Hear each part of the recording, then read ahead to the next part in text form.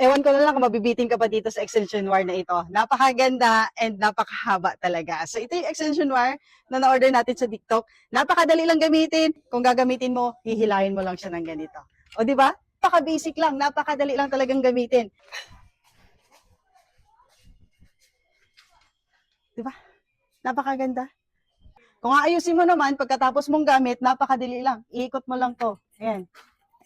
Ikutin mo lang to, then goods ka na. O di ba? Napakadali lang talaga niyang gamitin.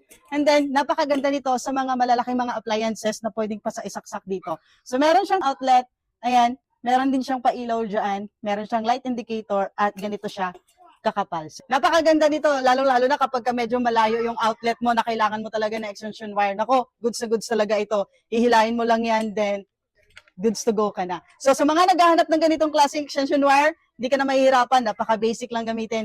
Lalagay namin dyan sa yellow basket yung link, check mo and check out mo na din.